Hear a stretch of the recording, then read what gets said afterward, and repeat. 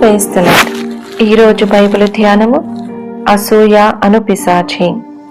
నా పాదములు జారుటకు కొంచెమే తప్పెను, నా అడుగులు జార సిద్ధమాయెను. భక్తిహీనుల క్షేమము నా కంటబడినప్పుడు గర్వించు వారిని బట్టి నేను మత్సరపడితిని. 73వ కీర్తన 2-3 వచనములు. అసూయను బట్టి అనేకులు జారి నిజముగానే పాతాళ కూపములోనికి వెళ్ళిపోయిరి. వారు తమ దండు పాలెములో మోషేయందును యెహోవాకు ప్రతిష్ఠితుడైన అహరోనునందును అసూయపడిరి. భూమి నెరవడిచి దాతానును మృంగెను, అది అబీరాము గుంపును కప్పివేసెను. ప్రాణముతో పాతాళములో కూలిరి. 106వ కీర్తన 16వ వచనము. సంఖ్యాకాండము 16వ అధ్యాయం 33వ వచనము. వేరే మాటలలో చెప్పినచో అసూయపరులైన జనులు పరలోకమునకు మాత్రమే కాదు, ఈ భూమికి కూడా నిష్ప్రయోజకులై ఉన్నారు. ఆ గోత్రకర్తలు మత్సరపడి యోసేపును అమ్మివేసిరి. అపోస్తల కార్యములు 7వ అధ్యాయము 9వ వచనము. మనలో అసూయ ఉన్నప్పుడు మనము క్రియాత్మకముగా మన యోసేపు అను యేసును అమ్మివేయుచున్నాము. మనం ఆయనను సిలువ వేయుటకు అప్పగించుచున్నాము.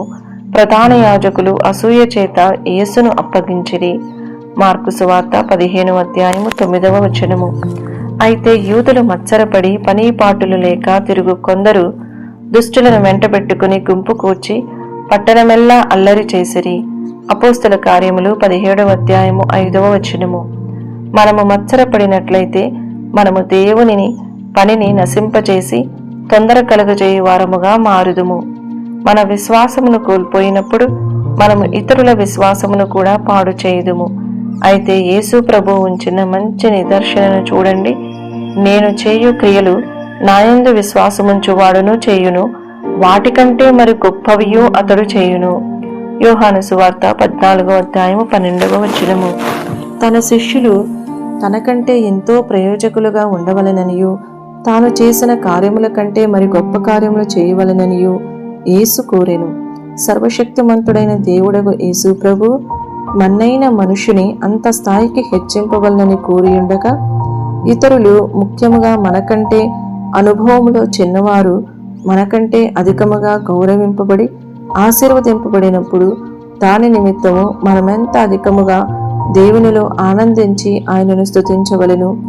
అపోస్తలుడైన పౌలు గారికున్న చక్కని ఆత్మను చూడుడి. క్రీస్తు యేసునందు మీకు అనుగ్రహింపబడిన దేవుని కృపను చూసి మీ విషయమై నా దేవునికి ఎల్లప్పుడూ కృతజ్ఞతాస్తుతులు చెల్లించుచున్నాను. కొరింథీయులకు రాసిన మొదటి పత్రిక 1వ అధ్యాయము 4వ వచనము అని వ్రాయబడుచున్నాడు. మనము పొందిన కృప కొరకు దేవునికి కృతజ్ఞతలు చెల్లించుట సులభమే.